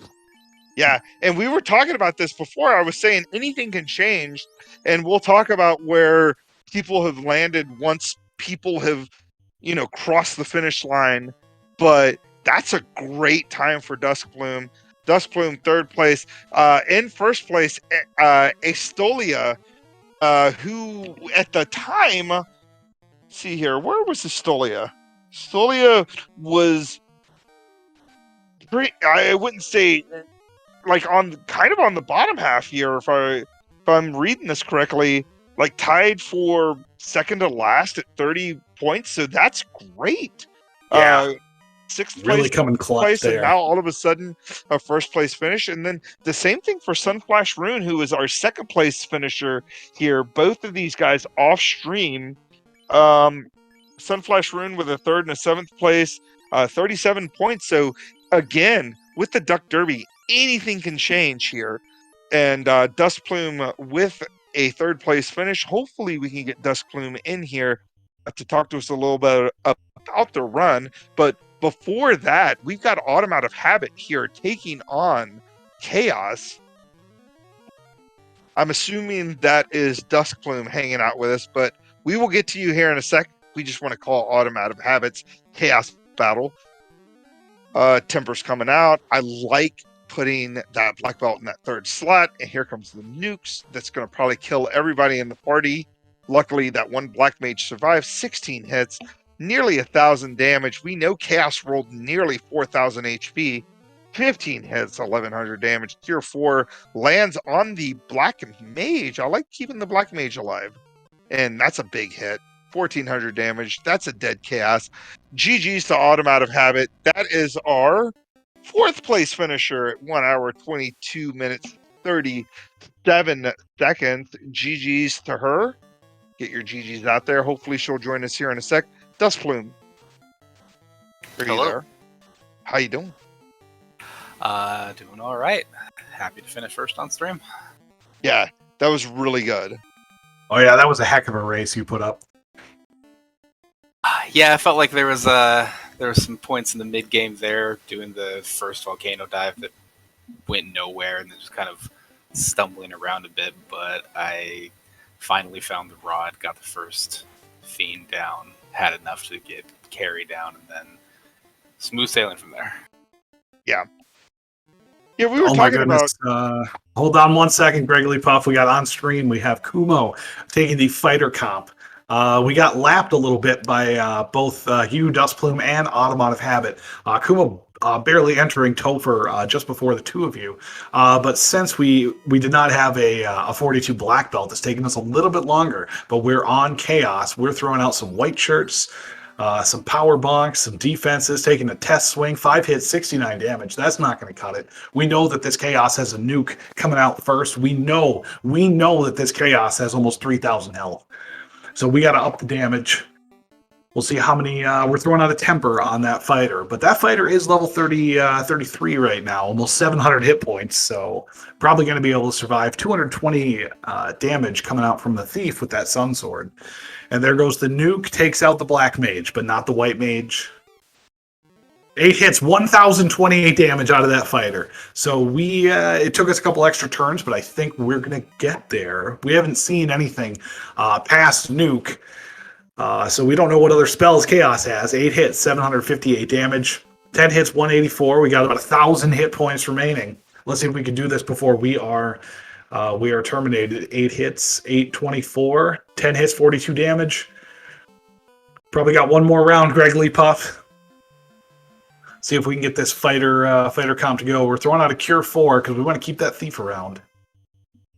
Thief swings, big old 10 hits, 270. Chaos is terminated. Let's get GG's out in chat for Kumo. Official race time, racetowntime.gg, 1 hour, 25 minutes, and 4 seconds. That's good enough for third on stream and fifth place overall, just behind Autumn Out of Habit and Dust Plume coming in third. So Autumn Out of Habit is joining us. Back to you, Dust Plume. Sorry for interrupting to announce that. Gregory Puff, if you would commence with the questions.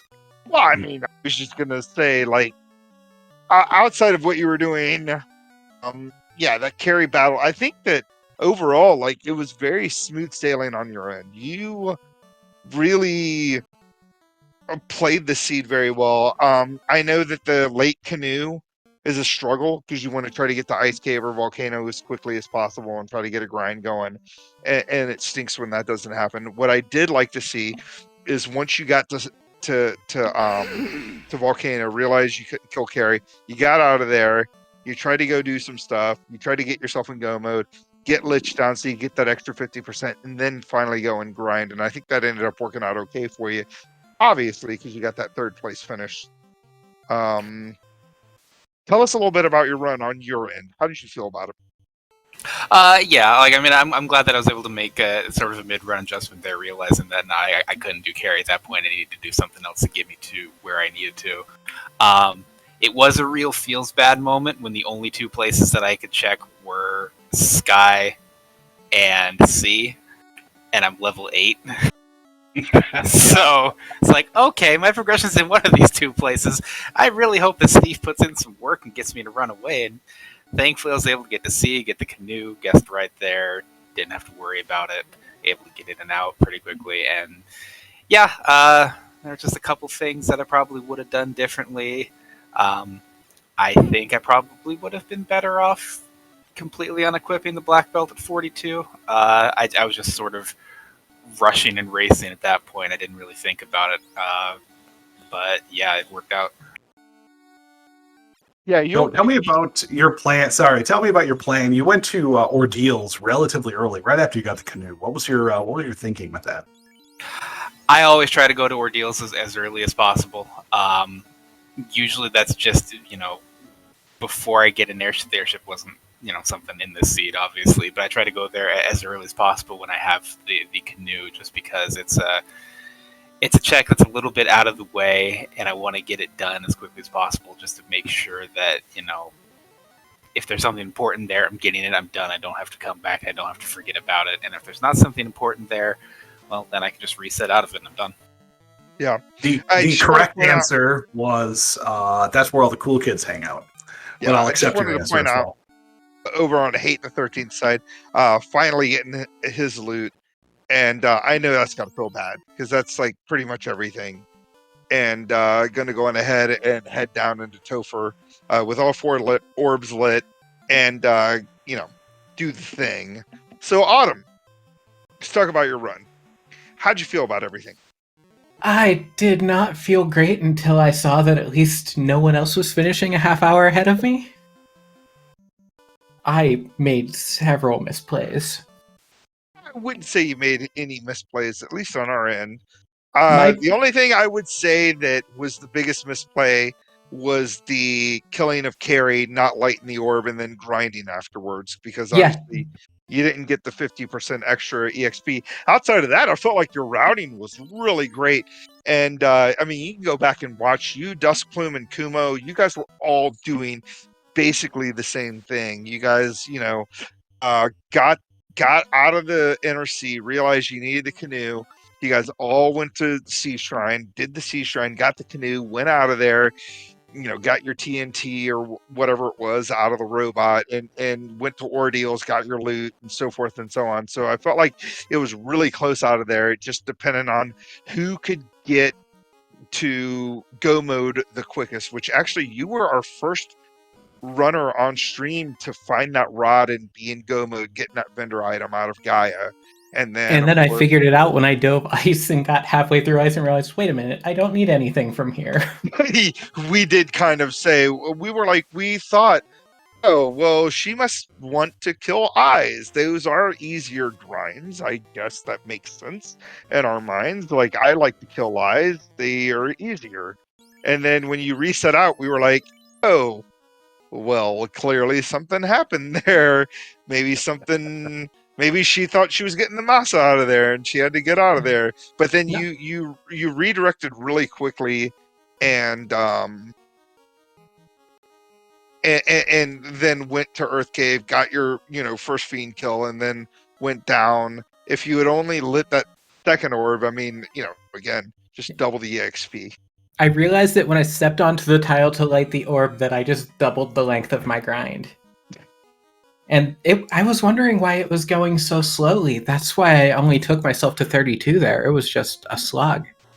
I had the right plan of warping up. I just hit warp a few tiles too soon. Yeah. It happens. I do want to greet Kumo, GG's as well. You came in 5th place overall, 3rd place on stream. You're the only one on stream to take a fighter party. So if you want to tell us what you were thinking, what your plan was for that, and how it worked, how it didn't work, etc. Well, all my practice seeds, I took a black belt, and I couldn't get a time under an hour 30 minutes. I was like, I'm just gonna take a fighter this time and see how it goes. And I got that massa pretty early, so I was like, well, this is the way we're gonna go. And it went pretty smooth after that. Oh yeah, it was a big boon having the tail. The tail was also relatively early. I believe that was out of Sarda, and also having the key and that magic lined up pretty nicely to get everything. So it did, with the exception of that -1% hit, it did look like a pretty good fighter seed. It was. I wish it wasn't that -1 when I saw the fighter. It's like, ooh, I really want to take the fighter. I took it anyway. So, those poison absolutely sharks, made it work. I hated the poison sharks and the nuke spiders, or the nuke cobras. God, There was a lot of ick. I looked away for a second and I was like, how did I die? Yeah. You hate to see nuke on anything. Mm-hmm. Bad. Estolia in chat. All right, that's our first place finisher right there. Poison Shark's a hell of a thing. Yeah, GG's to her. I mean, hey, that's a first place time. That gets you a lot of points there. So go on ahead and get your GG's out.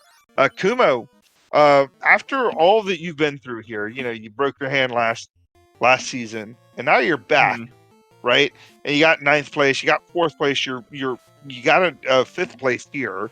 How you feeling going into week 4? I feel I don't know enough of Final Fantasy 1 to, because somebody was saying something about the counter table. Like, I don't know how to do that. So, I need more practice. I definitely need that. It's a lot. I did get below an hour and 30 minutes on today, so I'm happy with that. Yeah, I mean, we were questioning the play, especially with the -1% per level, but you managed to make it work out great. You made us kind of eat our dessert, or pie in our face, or whatever eat our own words, or whatever you say when we question what you guys are doing out there. And I mean, it was a great run on your end. Coming out there, getting 5th place. I mean, I was really impressed with your run. One thing I want to go to Autumn real quick, because she is our newest runner here. You like I said, you were here last season. Duskbloom also performed last season, and so did Hate. So Autumn, you being our newest runner on stream anyway, going back and looking at your times, you got a 5th place and a 3rd place, and now you're what is this, a 4th place? Sorry, I gotta look at everything. Yeah, I appear to have made it my mission to finish one behind Duskbloom throughout the whole derby. I mean, that was even, I Very think, true. in some of the practice seeds that we've done too. It's amazing. We keep finishing within like a minute or two of each other. Oh, Yeah. I can't tell you how much of an accomplishment it felt the first time I actually finished ahead of you in one of those. Yeah, wasn't there some sort of race going on where CC decided to join you guys? I think we did one, yeah. Yeah, she's joined a few of the ones that I've been doing, including one earlier today. Yeah, she's definitely a good person to pick her brain, and she will give you any sort of information that you want, as long as you just ask. Great wealth of knowledge. And on Hate's side, we have a dead lich too. Hate going into carry 2, and I think this is the second time, because I feel like carry 2 zapped a lot of Greatly Puff, when it rains, it pours. We got to the water floor, Kraken floor. We ran into a group of 6 waters. They ambushed us. We weren't able to run away in 2 consecutive fights, and they just punched down our black belt. Our level 46 black belt. Yeah, you hate to see that with a level 46 black belt. And yeah, JLo pointing out how annoying the ghosts were. Oh my gosh. Like, okay, so we're at it now, right? Duskbloom, I do want to point out now that we're finally past the thing. Sisyphus, who was our first place, won the last 2 races back to back. Got 6th place today, behind Kumo tonight. So, kind of not, kind of hurts his score as far as where things are. Now he, looking at everything, still in the lead right now with 69 points. Nice. But it looks like you guys have closed in that gap a little bit. I mean, Sunflash Rune with 60, Duskbloom, you have 63, Automotive Habit 58. So how do you guys feel trying to catch up to Sisyphus and try to maybe potentially snag that first or second place run going into the 5th week?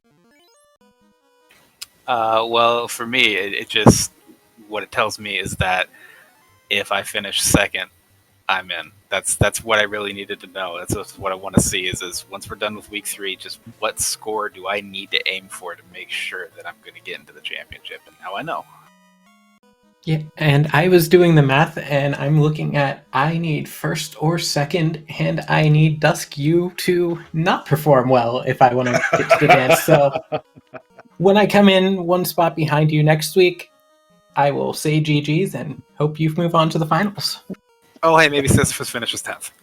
And doing the ultimate victory lap, just going all around this Topher floor here. We finally got there. Yeah. So I want to go ahead and point a couple people off chat again. Sisyphus, who was in first place with a commanding lead, getting 6th place here, still in the lead with 69 points, with a time of 1 hour 27 seconds. That is good enough for 6th place. 7th place right now with 1 hour 38:31 just finished up. That is Ike here. And then just now, get your GGs out for Hate the 13th in 8th place with 1 hour 38:33. We may have to retime that one because that's within the 3-second threshold for a retime. Get your GGs out for Hate the 13th. Hate the 13th already sent me a private message letting me know that he is not going to be joining us tonight. A little bit tilted. I totally get it after watching that race. I don't think I would have any sort of ability to be able to have a conversation with anybody about anything. So he is going to go on ahead and bow out of this, but GG's to him nonetheless. 8th place finish there, 1 hour 38:33. Before we move on to anything else, before we move on to some final thoughts and all that stuff, Deadpool, you got anything else to ask these runners? Basically we covered a lot of it. I mean, going into the final thoughts is probably the last thing that we would need to do, but I just wanted to say again, GG's to everybody on stream. Everyone had just a great run. Kumo showing off that, you can definitely do it with a fighter, even with that Blursing, put on a heck of a show with it. Duskbloom, Automotive Habit, finishing within 2 minutes of each other. A couple of hiccups there with the carry. Not being able to kill, wiping to the carry for Duskbloom, and then not lighting the orb for Autumn. And Hate the 13th, really GG's, making those plays that could have paid off, but did not pay off. And then just when it rained, it poured, just fighting through, making sure that you get some points on this. So I do want to say another GG's to Hate the 13th. But looking over at these scores right now, these are not quote-unquote official, but it does look like Sisyphus is going to be in first place going into next week at 69 points. Duskbloom, you're going to be in second place with 63 points. Sunflash Rune, third place with 60 points. And then it looks like Automotive Habit, fourth place at 58. So it's really anyone's game to get that second place and even that first place.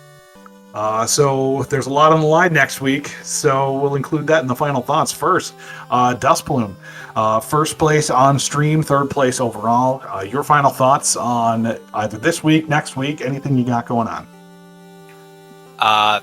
I think it's just an important thing for me to remember for anybody else who's playing, who might do a Duck Derby in the future, just any tournament play, any games at all whatsoever.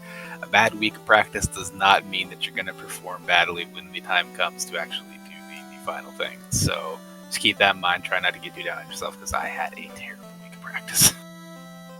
I will absolutely second every word of that. And practice sucked this week. I am so done with these flags. Wait just next get week. Tell us how you really feel. Wait for the loose items. Yeah, I was gonna say wait until next week with the loose items and trap boxes and no spike tiles. So it is a completely different style of flag sets than what just happened right now. Oh my goodness. So then let's go to Automatic Habit, second on stream finisher, fourth overall, third overall, currently in Group 2. Your final thoughts? Just really having a good time with the Derby. Thank you for the restream today, and looking forward to putting my best out there next week. And Kumo, to you, third place on stream, but a heck of a run. Your final thoughts on anything you got? Roll the seed. Was it Danny? It was obviously Danny. Final thoughts. I hope to have fun next week. Give it my all, and hopefully not have nuking cobras. We're done with new Cobras. Done with new Cobras. Deadpool, you got anything else before I get us out of here? We don't have his usual thing, so. Yeah, I was gonna do some upcoming events, unless you wanted to take care of that. No, you go on ahead, and then I'll reiterate those upcoming events. Sweet. All right. So, you know that we do have, I'll leave the Duckling Derby stuff for you with the Greg Leapoff. However, we do have upcoming, we have signups for the Winter Double Ante Bingo, Winter Dab Tournament. Signups are still active. That's going to be happening. I believe that's the week of. We have the week of February 14th is going to be the basic rounds, and then the weekend of the 26th, 27th, I believe, is going to be the finals on that. But come and take a look over at the Final Fantasy Randomizer Discord. Sign up for that. Double Ante Bingo, always fun. So definitely sign up for that.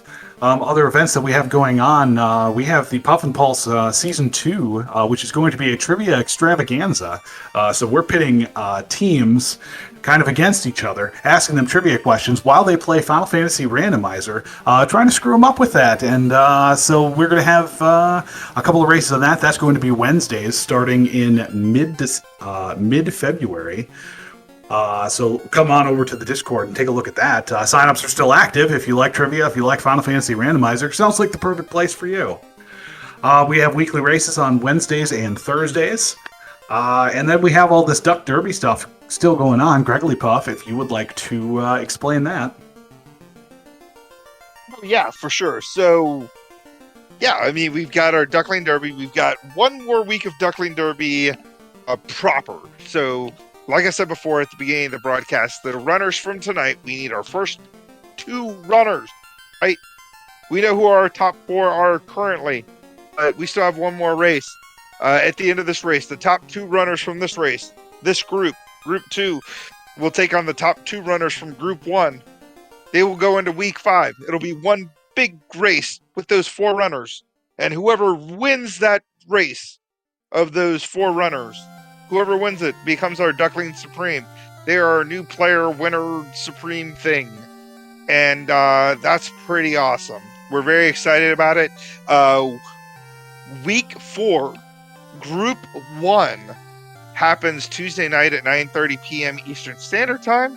And then, of course, our Group 2 race happens every Sunday night at 6 p.m. Eastern Standard Time. like I said, on Sunday nights. That'll be next week for the week 4 flags. If you are part of the Duckling Derby, you can look at those flags there at the Duckling Derby, whatever the heck that channel there at the Discord. If you are watching and you are interested in Final Fantasy Randomizer, you saw what you liked and whatever, go to FinalFantasyRandomizer.com. Click on the link that takes you to the community Discord, and you can learn everything you ever need to know about Final Fantasy Randomizer. If you have questions, ask away. Someone will answer. It may be me. It may be Deadpulse. It could be anybody in the community. There are so many people out there that will answer any questions that you have about it, how to do whatever you need to do on the website. It's a really awesome gaming community, and I'm part of a lot of gaming communities, and this is one of the ones that I feel like is very open and will answer any questions that you have about the randomizer. Lastly, we've got our weekly races on Monday nights at 9 p.m. Eastern Standard Time and Thursday nights at 10:30 p.m. Eastern Standard Time, and our hardcore race Saturday at 9 p.m. Eastern Standard Time. Lastly, we've got the winter dab signups happening, like what Deadpulse was talking about. Please sign up for that. From what I've heard, they were starting the weekend of February 18th, but I think you can get your races in as early as that Monday. They just want the finals to happen between the 25th through the 27th of that February. So just make sure they want you to be available from the 14th through the 27th. But if you're doing really well, to make sure that you're definitely available that weekend of the 26th and the 27th is all they really want from you, right? And then, of course, spring tournament is starting up soon. So there is a poll out there. If you have any thoughts about it, if you want your voice to be heard as far as what you would like to see in the flags for spring tournament, go to the spring tournament updates channel. And, it's an emote poll. Nothing too crazy. Just post what you would like to see in your spring tournament, and hopefully the spring tournament organizers will make those flags the way that you like them. Outside of that, I'm going to go on ahead and get us out of here. Thank you, SpeedGaming 2, for having us. And Deadpulse, thank you for doing your thing. Fizzle, thank you for doing the tracking. And of course, all of our runners, Autumn, Kumo, Duskplume, and Hate the 13th, give those guys a follow. Join the Discord, and we will see you guys on Tuesday night. Have a good night.